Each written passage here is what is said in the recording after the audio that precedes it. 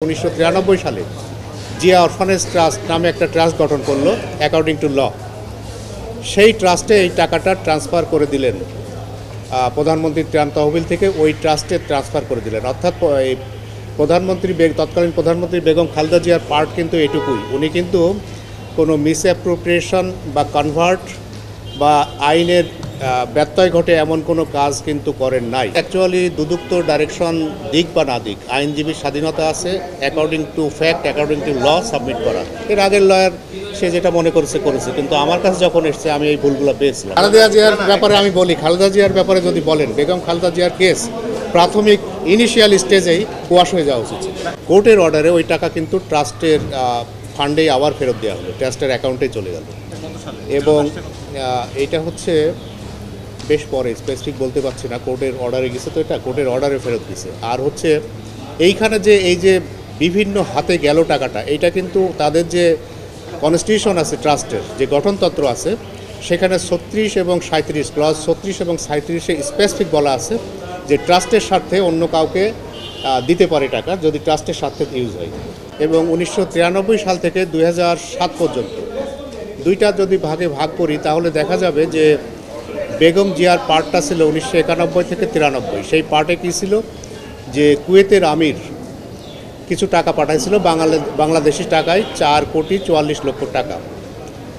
তো এই টাকার মধ্যে যে টাকাটা রাখা হয়েছিল প্রথমে প্রধানমন্ত্রীর ত্রাণ তহবিলে।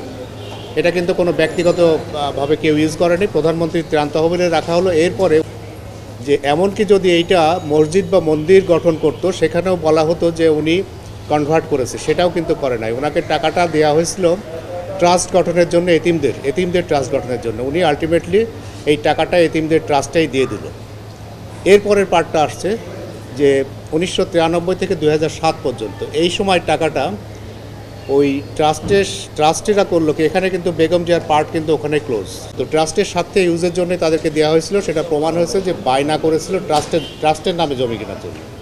আলটিমেটলি এইসব সমস্ত কিছু এবং ল ফ্যাক্ট সব কিছু বিবেচনা করে অনারেবল অ্যাপিলেট ডিভিশন আজকে ক্রিমিনাল আপিলটা সবগুলো ক্রিমিনাল আপিলই অ্যালাউ করেছে, এবং নন অ্যাপিলিং যারা আছে তাদেরকেও খালাস দিয়েছে। কারণ হচ্ছে যে এটা ম্যালিশিয়াস প্রসিকিউশন করছে, এই কারণ এটা কোনো মামলাই হয় না, ম্যালিশিয়াস প্রসিকিউশন চলে। এই জন্য এই গ্রাউন্ডে যারা নন অ্যাপিলিং তাদেরকেও খালাস দিয়েছে। তখন as a lawyer of the Bangladesh, আমরা কিন্তু অ্যাটর্নি জেনারেলদের মতোই একই রকম, যে অ্যাটর্নি জেনারেল অব বাংলাদেশ যেমন, দুদকের ভূমিকাটাও একই।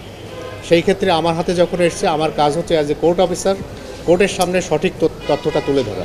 আমি কোর্টের সামনে সঠিক তথ্যটা তুলে ধরি যে বেগম খালেদা জিয়ার কাছে যে টাকাটা এসছে এমন কোনো প্রমাণও নাই। তবু আমরা ধরে নিছি যে উনি যেহেতু প্রাইম মিনিস্টার ফান্ডে ছিল, উনি প্রাইম মিনিস্টার ছিলেন, সেহেতু ওনার একটা দায়িত্ব ছিল এবং উনি দায়িত্ব সঠিকভাবে পালন করেছে। এখানে আগের কোর্টগুলো তাদের বিবেচনায় তারা দিয়েছিল, কিন্তু আলটিমেটলি যেটা লাস্ট কোর্ট, এবং আজকে 6 জন বিচারপতি একসাথে বসে, যে 5 জন বিচারপতি একসাথে বসে যে নিচের কোর্টের অর্থাৎ হাইকোর্ট ডিভিশন এবং ট্রায়াল কোর্টের রায়গুলোতে ভুল পেয়েছে, যে কারণে এটা দিয়েছে। এটা করতে পারে, প্রত্যেকটা কোর্টেরই স্বাধীনতা আছে বিবেচনা।